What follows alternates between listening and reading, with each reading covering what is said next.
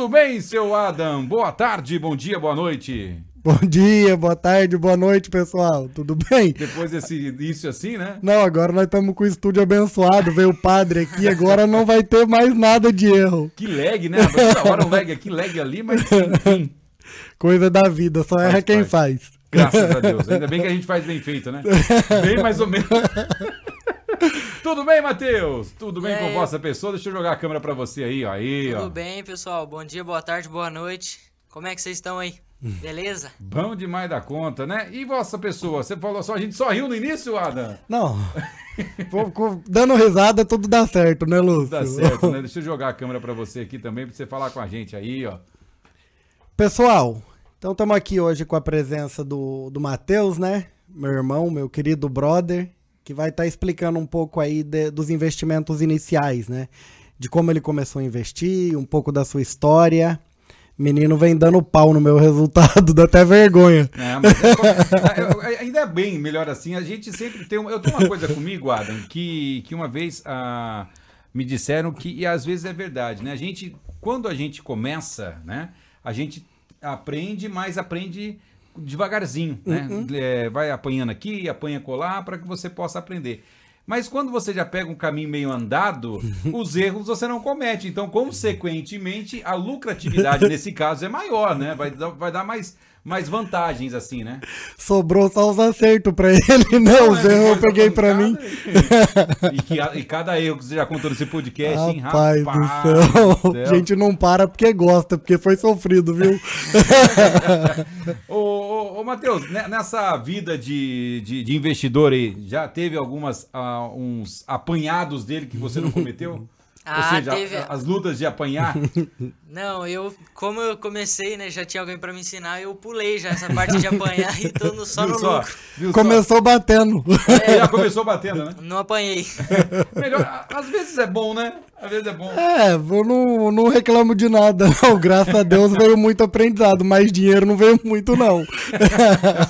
Mas, Adam, entrando nesse assunto que você destacou, entre ganhar dinheiro e aprendizado, sim, a gente sabe que não é fácil, não é tão simples assim, mas hoje você poderia dizer que essa possibilidade de você ter ganho conhecimento valeu a pena de não ter ganhado tanto dinheiro, mas sim ganhado conhecimento, e com esse conhecimento te dá uma base sólida para você construir um futuro melhor em breve? Ou já construindo um futuro? Lúcio, sem dúvida, né? Eu brinco que eu aprendi 2.000 maneiras de como não ganhar dinheiro investindo. E aí agora sobrou 2.000 maneiras de como ganhar, né? Sim. Toda vez que a gente ganha dinheiro, a gente, em geral, não aprende nada, porque a gente fica ocupado demais comemorando, né? E algumas vezes a gente até ganhava dinheiro fazendo coisas erradas. Não errado frente ao resultado, porque, você saiu ganhando dinheiro no final, não foi tão errado assim. Mas o que eu julgo errado é fazer alguma atitude impulsiva, assim, alguma atitude mais descontrolada, que até deu certo no momento, mas se você continuar fazendo aquilo ao longo do tempo, né, você vai mais perder dinheiro do que ganhar. Então, algumas vezes a gente chegou a ganhar dinheiro fazendo a coisa errada, né, o que a gente não está proposto a fazer. E aí tem que tomar muito cuidado para isso não virar um hábito, né?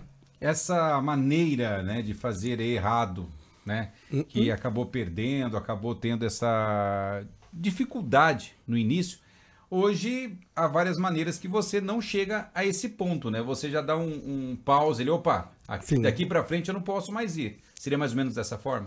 Exatamente. No começo a gente fica muito ansioso pelo resultado e a gente acaba por correr riscos desnecessários com medo de perder a oportunidade. Mas o mercado tá aí, ele vai estar sempre, né? Então, 1.000 oportunidades a gente vai perder, outras 1.000 a gente vai tentar pegar, vai dar errado. Muita gente brinca que o investidor é um eterno frustrado, né? Quando o negócio dá certo, você queria ter muito mais dinheiro naquilo aplicado. E quando dá errado, você já tá chateado porque deu errado e algumas vezes você tá meio grande. Então é complicado. Né? Na tese, é complicado. Mas o Matheus, esse período ele já passou, né? Já passou. O Matheus já... Aí eu não precisei, né? Pegou um atalho ali pro sucesso. Agora, entrando mais uma vez, esse atalho, né? o sucesso. A gente sabe que não é tão simples você ganhar aí dinheiro, né? Hoje não tá fácil para ninguém, diga-se de passagem. Para você que está nos assistindo, para você também que está nos caminhando com a gente nesses podcasts, a gente sempre vem relatando aí as dificuldades, né, de você ganhar dinheiro e essa possibilidade, Adam, que o Matheus está tendo junto com você, com a empresa, enfim, junto com a Resultados SA. É mais fácil, né, você ter essa lucratividade, esse rendimento, do que você ficar ali patinando, como você mesmo no caso. Isso é uma introdução, entre aspas, do que a gente começou no começo aqui do podcast, mas agora falando um pouco mais aprofundado. Ele chega a ser mais, digamos que, cauteloso do que você, ou seja, ele vai mais com calma, com segurança, para ter uma lucratividade um pouco melhor, diga-se de passagem? Ali do resultado que ele obteve, né, depois ele pode explicar um pouquinho melhor pra gente, mas grande parte veio do time do investimento, né? A gente sempre está enfatizando aqui que investir em ações exige muito time. O que é o time? O momento em que você investe, né? Tem hora que você deve ser mais apetitoso a risco e tem hora que você tem que ser mais medroso. E durante a pandemia, né, eu tava vendo lá as coisas caindo, circuit break toda hora. Circuit break é quando a bolsa trava, Lúcio. Depois que ela supera 10% de queda num dia, ela trava as negociações. Uhum. Então eu falava assim pro Matheus, prepara aí que as coisas estão ficando baratas e você vai ter que comprar muita ação daqui uma semana, daqui 15 dias no máximo. Então manda o dinheiro e fica ligado. E aí ele conseguiu um ótimo time de investimento, porque já era ali a terceira crise que eu vinha passando, né? E eu já tinha uma grande experiência em crise. Não gigantesca, mas assim, já sabia como lidar de maneira mais eficiente e olhar mais para o lado da oportunidade do que do perigo. Agora, do que ele está destacando para a gente, Matheus, a gente visualiza, né? Fala assim, nossa... o Matheus ficou rico, né? De uma hora para outra. Não é bem assim também, venhamos e convenhamos, né? Não é assim não. Tem uma longa trajetória aí por trás disso tudo, pessoal. Primeiro teve que criar conta, depois teve que guardar um pouco do dinheiro, aprender ali a usar o home broker, né? Só para depois comprar. E foi top esse negócio de crise aí para mim. E agora eu vou entrar nesse assunto, né? Como que foi a crise Olha que legal isso, Lúcio. Deixa eu só interromper aqui um minutinho. Foi top a crise pra mim. Explica um pouco melhor isso aí, Matheus. Adorei. Não entendi, mas a crise foi top? Como assim a crise foi boa? Eu não entendi, mas tudo bem, vamos lá, é com você, relata aí. É que o tempo aqui eu digo assim de top em relação ao tempo, né? Porque o Covid aí não foi nada legal, né? O top meu foi em relação ao tempo que eu consegui comprar as ações e ter um lucro grande aí em relação ao longo prazo. Essa lucratividade nesse período da crise, para ele foi bom, né? Foi ótimo. Ele começou a comprar depois que as coisas já estavam em liquidação, né? Então ele conseguiu várias oportunidades ali que vem entregando um resultado ali para ele até hoje. E essa possibilidade, aquilo que você destaca sempre pra gente aqui, né, Ada? É você saber comprar. Né? É você saber comprar. Como você compra, para onde você vai esse dinheiro, para onde você vai levar. Muitas vezes a bolsa está em queda, né? Você vai lá e compra. Muitas vezes fica naquele desespero de vender. E é hora de você, o bom investidor, saber como comprar isso, né? Eu sempre brinco que quando você tem um pouco de dinheiro no bolso, né, o que a gente chama de caixa, você sempre enxerga o desconto da empresa. Vai estar doendo? Vai. Vou estar perdendo dinheiro. Mas a gente consegue focar mais a nossa atenção e a nossa energia na oportunidade que está à nossa frente do que no prejuízo que a gente está tendo. Então eu tento sempre explicar para o Matheus esse tipo de coisa, essa parte mais emocional, que é só com a experiência mesmo que a gente consegue adquirir, para ele já pegar um pouco dessa minha bagagem e pegar aí alguns atalhos pro resultado. Adam, aproveitando a deixa mais uma vez, eu só vi que eu tô pegando gatilho hoje aqui, você viu, né? Só tô pegando os gatilhos. Mas você mais uma vez frisou dentro do nosso podcast a questão do emocional. Sim. Né? Mais uma vez frisando a questão do emocional. Esse emocional é muito abala demais as pessoas que estão trabalhando no mundo financeiro, ou seja, querendo aí o seu lugar ao sol, diga-se de passagem, porque não é fácil lidar com o dinheiro. Qualquer decisão, né, de negócio, ela afeta um pouco o psicológico da gente, né? Como ali no mercado financeiro a gente tá volta e meia tomando decisões, né? Então a gente vai ficando com essa experiência de tentar permanecer mais frio no momento de tomar uma decisão, né? Se chega alguém e oferece uma empresa para você e você tem que tomar aquela decisão se você vai se tornar sócio da pessoa ou não, se você estiver numa fase mais triste da tua vida, se você estiver mais feliz, se você estiver bem, se você estiver mal, tudo isso vai interferir na tua tomada de decisão. Então você pode acabar perdendo uma ótima oportunidade por estar com o psicológico um pouco abalado. Então a gente tenta manter o nosso psicológico sempre saudável. E esse psicológico saudável, Matheus, você que está, né, começando agora, tendo essa linha de raciocínio aí, mais racional, olha, a linha de raciocínio mais racional, mas tem que ser, né? Não pode o raciocínio levar para o lado emocional, tem que ser racional no mundo dos negócios, né? Sim, porque se você ficar aí com a cabeça muito poluída, você acaba fazendo algumas coisas erradas dentro do mercado que pode te custar muito dinheiro se você for um cara já ter um grande capital aí. E esse capital você conseguiu levando, tendo as dicas, influenciado, como que foi isso aí? Então, meu capital, eu comecei guardando dinheiro, né? E depois que eu tava já aplicado dentro da bolsa, foi sempre com lucratividade, dividendos, com ali fazendo realização parcial das empresas.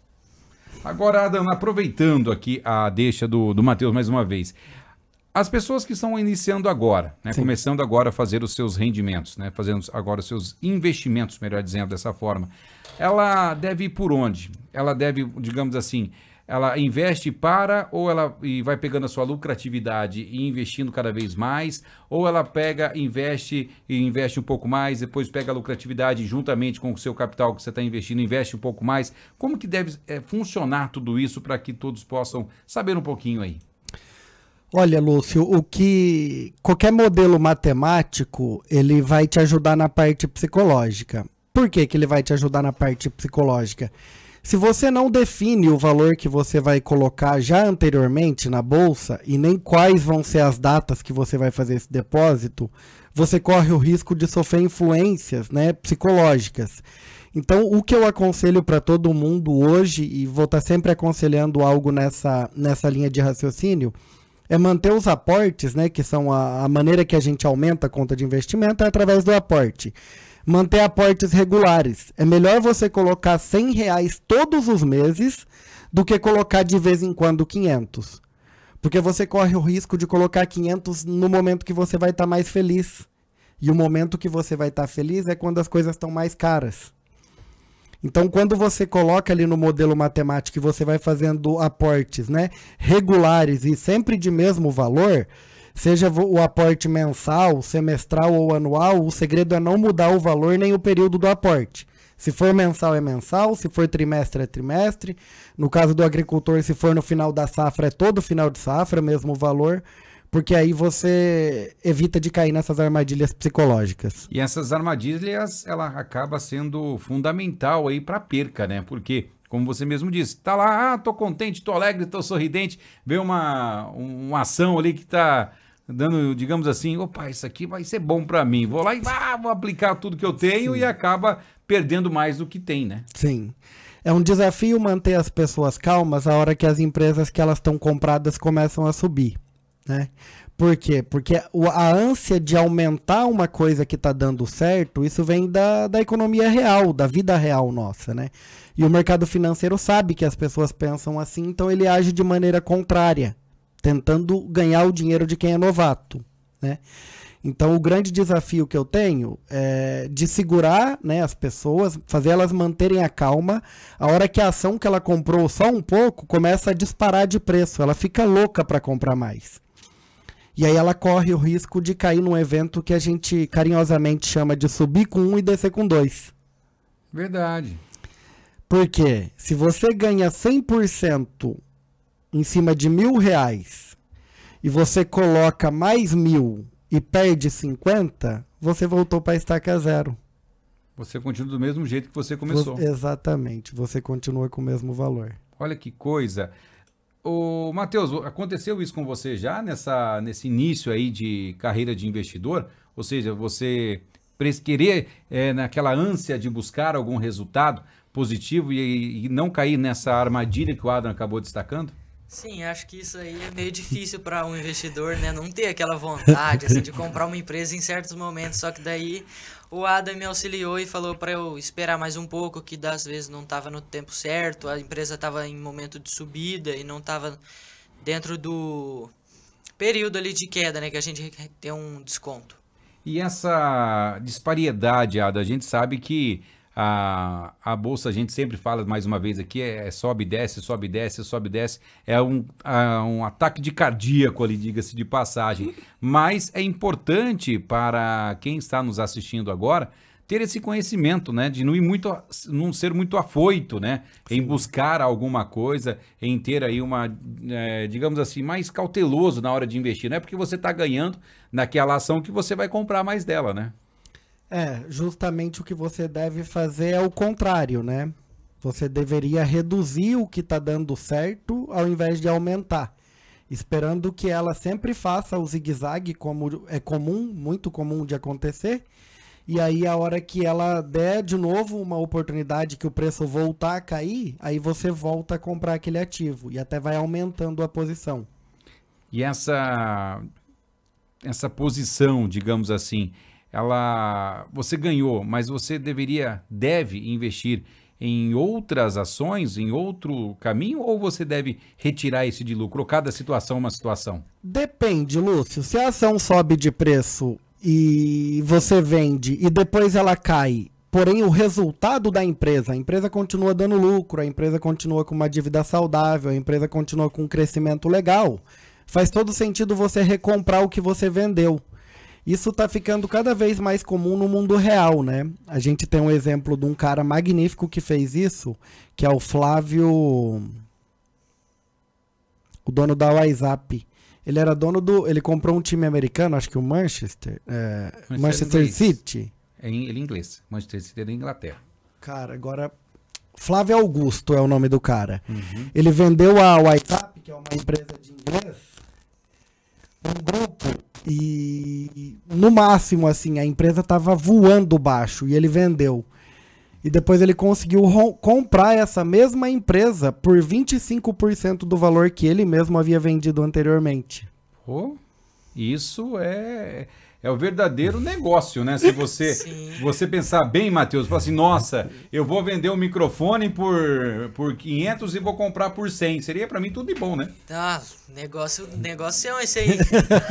Não é verdade? Nossa, e o cara ganhou muita grana com isso. Seria aquele verdadeiro negócio da China? Negócio da China. A gente chama de equity, né? Equity é o poder que tem de apreciação, de valorização alguma empresa, algum negócio. E como ele era muito bom em venda, então ele conseguiu escalar um crescimento, ele preparou a empresa para vender e conseguiu vender assim por um preço excelente. Tanto que ele vendeu, acho que 100% da empresa, não ficou com nada. E como quem tinha criado a empresa era ele, quem conhecia tudo sobre a empresa era ele, o outro pessoal não conseguiu cuidar da maneira que ele estava cuidando. E aí o negócio foi perdendo valor. Eu entrei, né, você falando isso, me lembrei da história do Steve Jobs. Steve Jobs. Porém, é uma história um pouco diferente, né, dele, né? Sim. É diferente, mas ele acabou recomprando a sua própria empresa, né? Exatamente. Na verdade, eu não sei se ele tinha vendido mesmo. Foi tirado dele, né? Porque quando você vende parte da tua empresa, né, vai para uma votação para decidir quem vai ser o CEO da empresa. Sim. E na votação, teve um cara que ganhou mais votos do que ele. E aí, depois de um tempo, o pessoal até chamou ele de volta. Mas é assim, nem toda vez que uma empresa compra outra empresa é saudável, né? A gente vê muito isso. Principalmente a galera que começa a investir, eles adoram fusão e aquisição, né? Quando duas empresas se juntam. Mas se junta uma empresa que tem uma cabeça X e a outra empresa tem uma visão totalmente diferente, seria como se você misturasse dois times de futebol no mesmo. Talvez vai faltar entrosamento, né? Então, assim, a gente não olha muito para esse aspecto do negócio. É lógico que quando uma empresa lucrativa compra outra empresa lucrativa, Isso pode ser uma baita oportunidade de gerar valor para o acionista.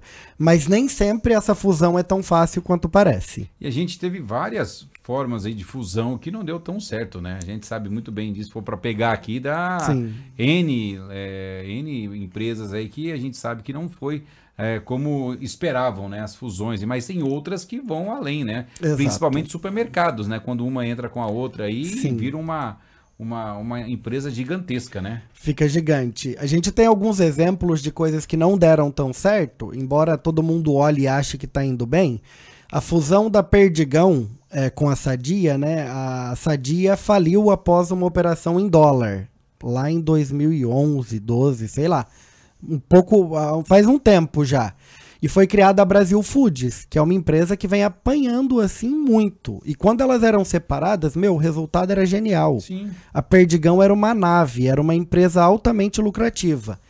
E o exemplo mais recente que a gente tem é a fusão da Natura com a Boticário, que também os investidores não curtiram tanto. As ações da Natura, né, que continuou o nome do grupo sendo Natura, nossa, despencaram um horror e eu não sei quando vai subir, porque eu acredito que seja algum impasse dessa fusão, que os investidores não curtiram tanto. Olha que coisa, são detalhes que a gente pensa que está indo super bem, mas só que você começa a analisar a fundo, Sim. Você vê que não é tão simples assim, né? Sim, tem várias armadilhas aí. E quando sai na mídia que vai ter uma fusão, né? Todo mundo fica... Nossa, tal empresa vai comprar outra e não sei o quê. Uma fusão que eu sei que não deu legal foi quando a Magalu comprou Ponto Frio? a Kabum. Cabrum? É Kabum, acho que é Kabum, é Kabum. A empresa de computador, acho que é Kabum. Cabum. Comprou a Kabum, cara, no dia tava subindo 8% a ação. De lá pra cá o negócio caiu, sei lá, 90%. Deixa eu só corrigir aqui, eu falei Ponto Frio. Quem comprou a Ponto Frio foi a Casas Bahia. Exatamente. Né? Só pra Foi. deixar claro que às vezes a pessoa tá falando, nossa, não, quem comprou a Ponto Frio foi a Casas Bahia, não tem nada a ver com a Magalu. Exato. Só para esclarecer. E aí a galera que acompanha é a Via Varejo, tá, galera? O nome da empresa. É porque às vezes a empresa tem o nome da marca, né? E depois quando ela compra alguma outra empresa fica meio complicado. Exemplo, Itaú e Unibanco. Aí virou Itube, né? Mas se você olhar a razão social, é Itaú e Unibanco, Sim. o nome da empresa.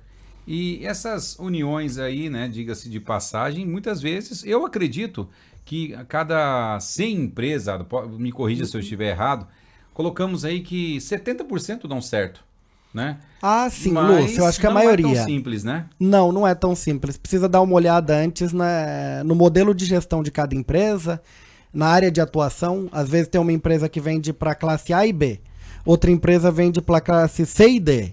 Excelente, vai pegar a fatia inteira de negócio.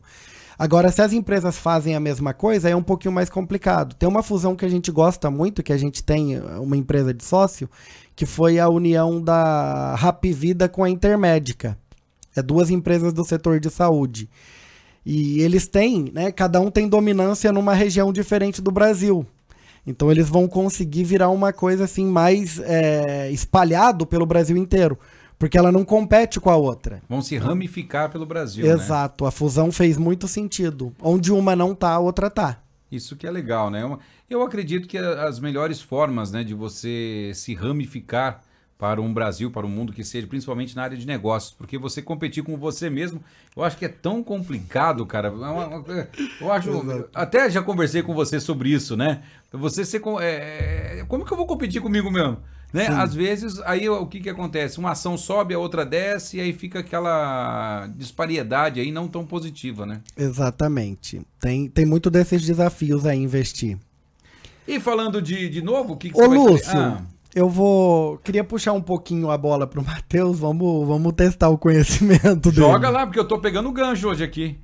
Olha, desde quando o Matheus começou a investir, né, eu tento transmitir para ele o que a gente chama de processo de investimento, né? Ao longo de todo esse tempo de experiência, a gente criou um processo de investimento.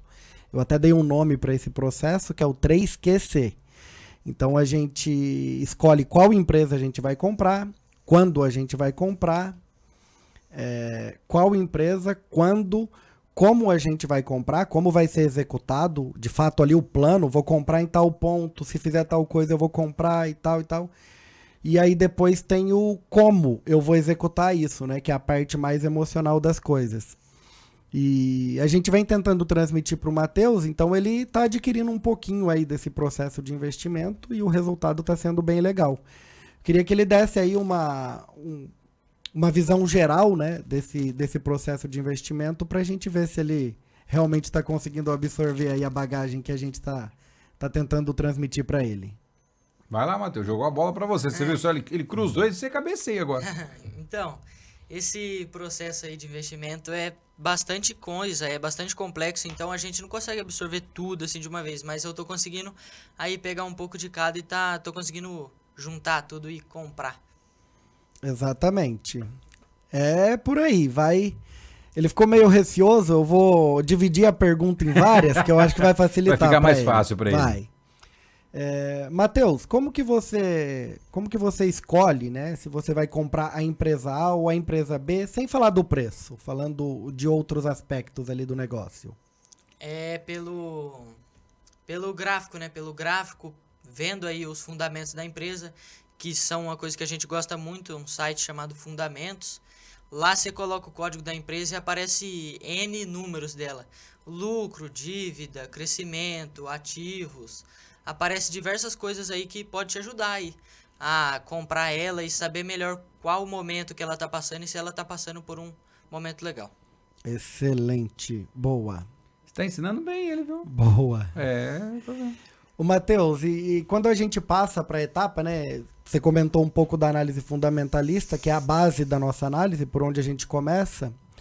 E depois que a gente passa dessa primeira etapa, né, a gente entra na etapa mais gráfica ali, que é de fato olhar o preço, né?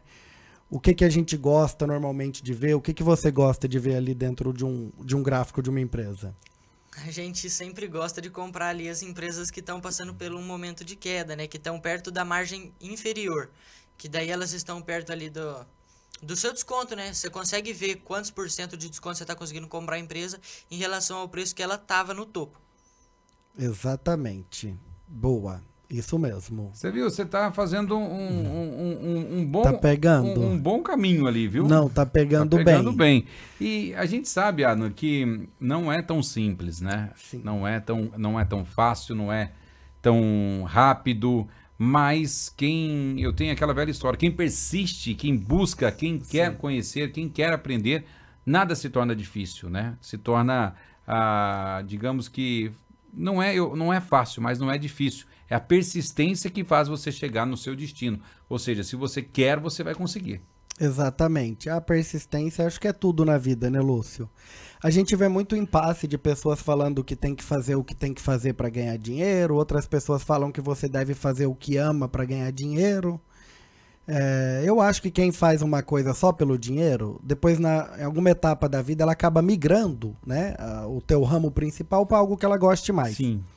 Porque se você vai ter que trabalhar todo dia, né? E assim, eu acho super saudável as pessoas trabalharem. Você não vai trabalhar, você vai fazer o quê? Tá teu amigo trabalhando, tá teu pai, tá tua mãe, tá todo mundo trabalhando. Então, se você não tem trabalho, você meio que fica sem ter o que fazer. E quando você pega para fazer algo que você gosta, né? É impressionante que você consegue se manter no mesmo plano por muito tempo, mesmo ele dando errado. E a gente acredita assim, nossa, mas não tá dando certo, não tá dando certo, não tá dando certo. Mas conforme você vai adquirindo mais capacidade, a hora que começa a dar certo, meu amigo, o resultado vem que nem uma bala, assim. Vai muito rápido depois. Aproveitando o ensejo, né? E usando e parafraseando, né? Hoje eu tô filósofo, viu? Tô meio assim parafraseando, você viu? Filosofando hoje aqui, mas tô inspirado hoje. Eu li bastante, tô brincando. Mas assim, o que eu quero dizer, Adam, todos já sabem, né? Saber por todos que eu faço o que eu amo. Eu nunca escondi disso de ninguém. Quando colocar 20 anos atrás, mais um pouquinho, né? Eu queria ter um estúdio dentro da minha casa com 2 caixinhas de som para mim gravar. Sim. Né? Esse era o meu sonho, tal qual que hoje trabalho na rádio, tenho meu estúdio, faço meu trabalho aqui. E o que você disse reflete isso em mim. Por quê? Se você tem se você faz o que você gosta, se você faz com amor, você pode trabalhar de dia, de tarde, de noite, de madrugada, você não tem muita, você, digamos assim, você não cansa. E eu não canso. Sim. Muitas vezes a esposa chega e, vamos dormir, rapaz. Vamos, já tá 2 horas da manhã, já. Foi o quê? Aí que pô, nossa, já? Sim. Sabe, você fica ali, ou seja, mas aí que tá, você trabalha, mas você tem que ter a sua lucratividade, ou seja, você tem que render o seu dinheiro também. Não é só porque você gosta do seu trabalho que você não vai ter a sua lucratividade, né? Exatamente. Quando eu era mais jovem, né, eu já trabalhei em muitas coisas diferentes nessa minha vida. Então, uma das etapas da minha vida, eu trabalhava num posto de gasolina, de frentista. E eu adorava... Você lembra, né? Acho que toda vez que eu ia lá, eu pegava um Kinder Ovo. Matheus ia lá, ele acabava com a minha reserva de emergência. Só em Kinder Ovo descontava uns R$200. Toda vez ele chegava lá e pegava. Eu lembro você no posto, cara. Sim, trabalhei no posto de frentista, depois trabalhei de caixa, daí depois fui para outra empresa e fui indo, né? E sempre eu tinha em mente uma coisa. Uma das minhas atividades durante o dia era para fazer dinheiro, que ninguém vive de graça, né? A vida tem um custo.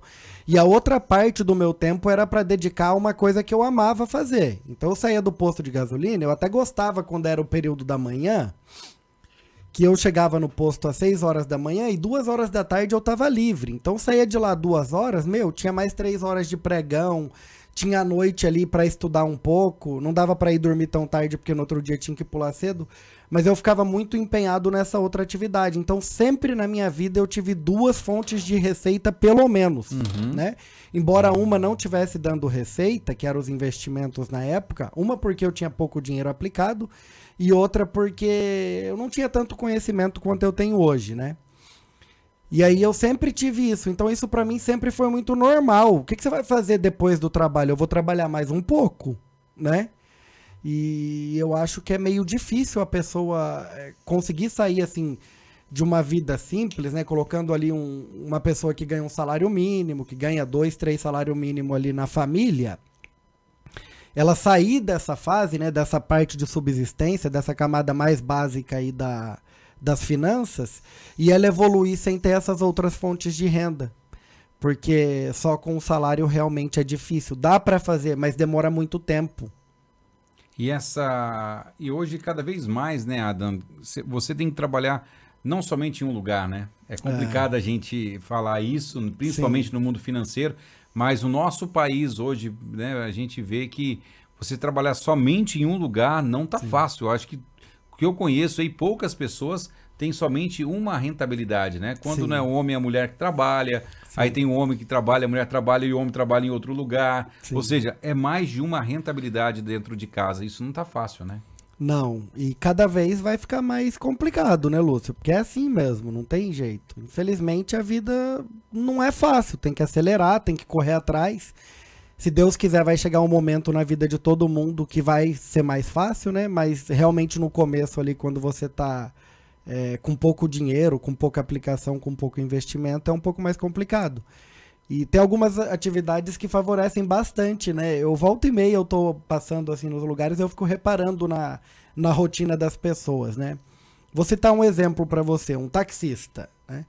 Um taxista, ele passa muito tempo sentado dentro do teu carro esperando uma corrida. Meu, tanto de coisa que dava para ele aprender ali naquele momento, que às vezes ele fica olhando pro céu. É entediante não fazer nada. Eu ia falar agora, fica olhando pro nada, né? Cara, literalmente, né? Olhando pro nada. Meu, dá pro cara fazer uma faculdade ali enquanto ele espera um passageiro. Então é esse tipo de preguiça mental que eu acho que vai travando a pessoa. Então Sim. o Matheus, a gente tenta sempre pilhar ele. É inglês, é Kumon, é colégio.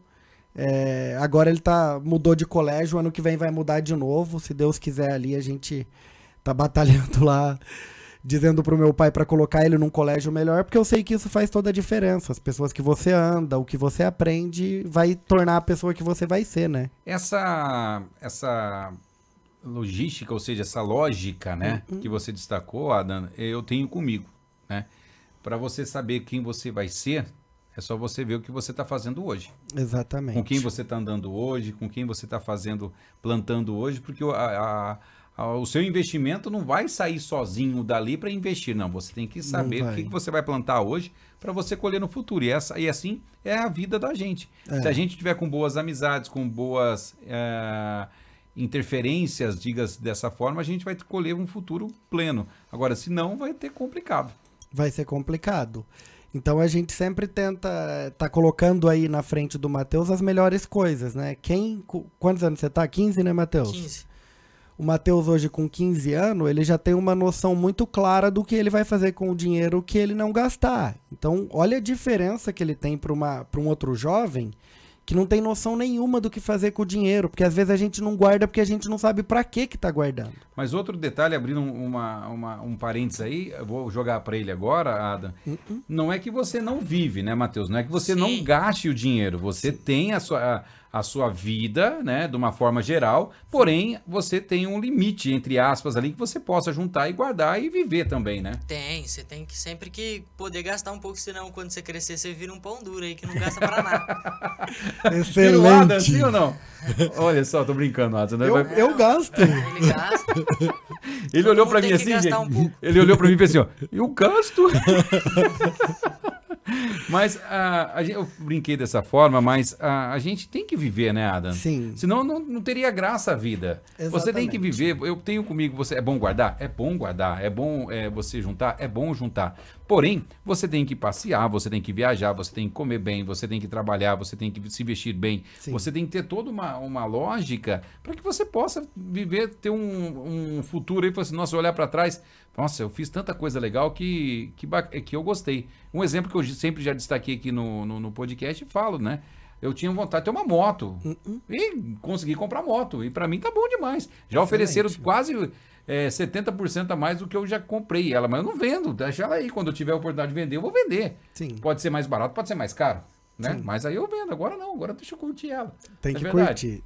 É a mesma forma da vida do mundo financeiro, né? Você tem que curtir também, né? Sim. Quando o Matheus começou com a gente, né, a gente passou umas noções básicas para ele de educação financeira e ele fez um certo planejamento e eu queria que ele explicasse para a gente como foi esse planejamento, como ele começou, como ele vem levando esse planejamento financeiro que a gente introduziu na vida dele e como é que ele está fazendo isso aí até hoje. Então, pessoal, quando eu comecei, eu entrei de 11 para 12 anos, então eu não tinha nem até mentalidade assim de adulto, de jovem, eu não tinha ainda. Aí eu entrei no escritório que é Resultados S.A. e fui me desenvolvendo, fui aprendendo bastante aí, ouvindo áudios de gestores financeiros grandes aí, CEO de empresas, que sem dúvida me ajudaram muito. Comecei a guardar meu dinheiro e faço isso até hoje aí, não mexi no porcentagem, não mexi Quantos por cento, Matheus, você guarda da sua receita? De 20 a 30. Olha que bacana. De 20 a 30%. Eu acho que para mim é o ideal. Tá vendo como faz a diferença? Ele não vai ser nunca um ser humano avarento, porque ele gasta a maior parte do dinheiro que ele ganha, né? E ele trabalha, ele merece gastar essa parte do dinheiro. Então, isso é muito legal, principalmente para quem é jovem, que não tem custo de vida, né? Depois que você mora sozinho, depois que você tem que pagar suas contas, às vezes você não consegue poupar uma parte tão grande assim. Mas ele não corre o risco de se tornar uma pessoa avarenta porque ele já está aprendendo desde o começo da maneira certa. Não é que ele é o acumulador extremo, né? Ele tem uma educação financeira. Ele é educado financeiramente. Isso colherá frutos o mais breve possível, né? Ou já está colhendo? Como que já está, Matheus? Está colhendo os frutos já? Sim, está colhendo. Tem que estar, né? Porque você viu a carinha? Tá senão colhendo. Você fica muito tempo aí, você demora muito. Você começa a plantar recente, você já colhe um tempo depois aí. Em relação ao mercado financeiro, se for isso, eu tô colhendo sim. Legal, isso é bom.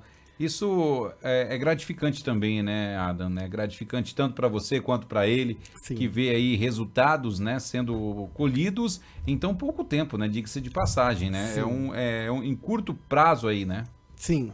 Ele é super jovem, né? Quando ele começou lá com a gente falou ali alguns números e fizemos algumas contas de juro composto para ele. É lógico que como ele é jovem, né, a receita dele ainda é um tanto quanto limitada, porque ele não consegue trabalhar tanto tempo e tudo mais. Mas assim, à medida que for aumentando o salário dele, que ele for se graduando mais e começar a aumentar a receita, e ele continuar com essa ideia, né, de poupar parte do que ele ganha, eu acredito que quando ele tiver ali seus 35 anos de idade, ele vai estar tranquilo, ele vai estar fazendo as coisas por vontade própria, não por necessidade. E essa já entraria, Adam, já com aquela questão de você fazer aí esqueci o nome. Plano de previdência? Plano de previdência? O plano de previdência, né, Lúcio? No caso do Matheus, como ele entende, né, de negócios, de empresa, e ele tá pegando todo esse conhecimento com a gente, ele mesmo vai cuidar do patrimônio dele. Então ele não precisa terceirizar essa gestão do patrimônio, porque ele já está adquirindo Sim. esse conhecimento.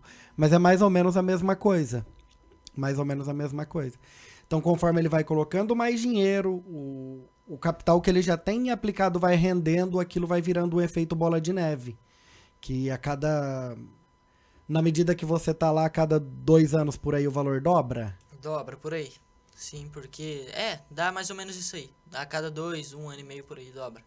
Tá vendo que legal? Caraca, que bacana. E aí, à medida que o montante ficar maior, né, Lúcio? Vai ficar mais difícil dele dobrar, mas a receita dele também vai aumentar. Sim. Porque ele vai deixar de trabalhar período curto e vai começar a trabalhar em período integral. Então, o salário dele vai aumentar. E esses 20%, esses 30% que ele consiga poupar lá na frente, já vai equivaler a um montante muito maior. E o rendimento também vai ser maior, então ele vai conseguir cada vez escalando mais essa evolução patrimonial dele. Isso eu gostei, né? Não somente falando, não dobra. A gente às vezes fala assim, nossa, vai dobrar. Sim. Mas a forma da seriedade, né? Sim. Não, vai dobrar. Ou seja, uma colocação. Ele já viu. Colocação ele já séria, viu fazer. Né? Exato. Ele já viu dobrar. E assim, não é que vai dobrar de 1 ano e meio no rendimento dele, né? Vai dobrar em 1 ano e meio com o rendimento mais os aportes que ele coloca, tá? Então, conforme a conta de investimento ficar maior, se o aporte dele for de mesmo tamanho, o valor que ele deposita, aí vai ficar mais difícil, talvez alongue um pouquinho. Mas a gente espera ali que pelo menos a cada 3, 4 anos ele dobre o valor dele aplicado. Aí voltamos na estaca que você disse lá no início do nosso podcast, que você fazer esse aporte regularmente, Sim. da mesma quantia, né? Para que você Exato. possa ter uma rentabilidade mais sólida, né? Dessa forma também, Matheus? Isso. Se você vai crescendo aí seu capital, consequentemente a sua receita vai dobrar, até seu gasto um pouco vai dobrar, porque conforme você vai crescendo, você vai tendo que morar sozinho, fazendo alguma coisa aí que você vai precisar gastar mais. É uma forma de você ver o que você vai ter no futuro, né? Você mesmo vai crescendo, colocando o seu futuro, né? Exatamente. Hoje ele tem uma visão de futuro que raramente você vai encontrar uma pessoa de 15 anos que converse desse jeito. Sim. Porque a gente já vem fazendo esse trabalho, né? Não é um trabalho de um dia para o outro. É assim, vai fazendo e tal. E conforme ele vai fazendo e vai funcionando, isso é muito legal, porque vai dando confiança dele fazer cada vez mais. E você vê que hoje em dia, no começo a gente precisava cobrar ele, né, da economia. Cadê o valor que você vai deixar para investir no teu futuro? Tá aqui e tal. Hoje em dia, não precisamos falar mais nada, ele por si só já sabe. Já pega um hábito, né? Ele já Sim. pegou o hábito. E esse hábito, agora, esquece o Adam aqui, esquece ele aqui. Foi difícil de conseguir, Matheus, porque não é fácil. O jovem hoje não pensa muito nisso, mas eu sei que queria que você me respondesse. Foi complicado, foi difícil por ter essa educação, da educação econômica, diga-se dessa forma? Foi, viu, pessoal? Porque quando você é jovem ali, você não tá acostumado a guardar seu dinheiro, porque você ainda muitas das vezes nem recebe. Se você recebe aí a mesada do seu pai, semanal, por aí. Só que quando você começa a trabalhar e começa a receber seu dinheiro, você vê que você vai precisar guardar para não gastar tudo, né? E no final do mês não sobrar nada, ou pro próximo mês, e vai assim diante. Por fim, é uma educação que tem que ser cultivada. E eu vejo também, né, Adam, que as escolas, né, os colégios poderiam enfatizar isso, né, principalmente Sim. vindo do governo, né, não somente Sim. a escola não tem, entre aspas, poder para implantar isso Sim. nas suas escolas, mas sim o governo, tanto federal quanto estadual, quanto também municipal, investir nas nossas crianças essa educação econômica seria tudo de bom, né? Seria ótimo, né, Lúcio? A gente já tá vendo aí alguns movimentos a favor. O Matheus hoje na escola que ele estuda, tanto na que ele estuda hoje quanto na que ele estudava antes, já tem essa disciplina de educação financeira e a gente fica feliz pra caramba, porque isso tem o poder de mudar a vida das pessoas. A gente vê que, embora as pessoas digam que elas não têm dinheiro porque elas ganham muito pouco, a gente sabe, por experiência, que isso é mentira. A gente encontra direto pessoas com receitas super tops, tipo 5, 6 mil reais por mês, totalmente endividada. Então parece que é uma coisa mais de escolha do que do valor realmente que você ganha. Seria mais ou menos que você gasta o que você tem, e não deveria ser dessa forma. Você deveria gastar o que você economiza, né? Mais ou menos dessa forma, né, Matheus? Às vezes você gasta até mais do que você ganha, e isso é um baita problema aí. Você acaba se endividando muito. Exatamente. É um caminho que a gente, por isso que eu falo, né? Deveria se estudar, se aprender um pouquinho mais, né? Porque muitas vezes a gente compra com os olhos, e deveria se comprar com o bolso, né? Com a carteira, né? Mas os olhos às vezes acaba, né? Deixando a gente em maus lençóis. Sim. E a gente espera que as pessoas mudem, né? Porque pessoas endividadas, elas não conseguem ter uma certa... Não que o dinheiro vai resolver todos os problemas, mas a ausência do dinheiro realmente ele traz vários trabalhos, várias complicações, né? Demais. Agora a gente está com um projeto de educação para funcionários, né? A gente Opa, legal. vai começar a capacitar os funcionários. Porque, exemplo, né? O primeiro cliente nosso é um posto de gasolina. Como é que o frentista, como é que o caixa vai atender as pessoas bem se ele não sabe se ele vai ter dinheiro para pagar a sua conta de luz? Então, assim, a finança ela tá na base da economia, da vida nossa como uma sociedade capitalista que é hoje, né? Sem dúvida. E eu gosto do modelo capitalista porque dá para você mudar, né? Você não precisa, você nasceu pobre, você não precisa o resto da vida ser pobre. Basta você ter uma atitude legal ali frente ao dinheiro, poupar parte do que você ganha. É difícil? Você vai passar vontade? Vai. Mas se você quer, esse é o caminho. Sem dúvida alguma, concordo com você. Eu acho que cada um tem aquilo que quer. Exato. E é o que tem também. É dolorido, mas infelizmente é a realidade. Sem dúvida, concordo com você. Adão, algo mais pra gente... Acho que não, Lúcio. Acho que deu pra gente entender um pouquinho sobre os comportamentos ali que a gente vem tentando transmitir pro Matheus. Acho que só de encerramento, ô Matheus... Você lembra de cabeça qual é o valor que você colocou até hoje, que você depositou, e o valor que está a tua conta hoje de investimento? Quando eu comecei com R$200. Muita gente vai falar aí que é pouco, só que dá para fazer bastante coisa dentro da Bolsa de Valores com R$200. Você não precisa ter bastante dinheiro para começar. E hoje está em 1.100. 1.100. R$1.100. E quanto desse dinheiro foi colocado por você? Foi 800. R$800. R$300 eu ganhei só lucrando na bolsa. Show de bola. Uma baita rentabilidade frente a 800, né? Sim. Já quase 50%. Melhor que a poupança já. Nossa, nem se compara. Sem contar do hábito, do conhecimento e do futuro que ele vai poder ter, tendo essa visão, né? Sim, sem dúvida. Um futuro próximo aí, né? Graças a Deus. O que a gente espera. Vou começar por ele aqui. Ô, Matheus, obrigado, meu velho. Ó, volte sempre, viu? Volto sim. Vamos aí pro próximo aí, pessoal. Com toda certeza. Adam, obrigado. Valeu mesmo. Até a próxima. Obrigado você, Lúcio. Tamo junto hoje sempre. Um abraço, galera. Até a próxima. Abraço.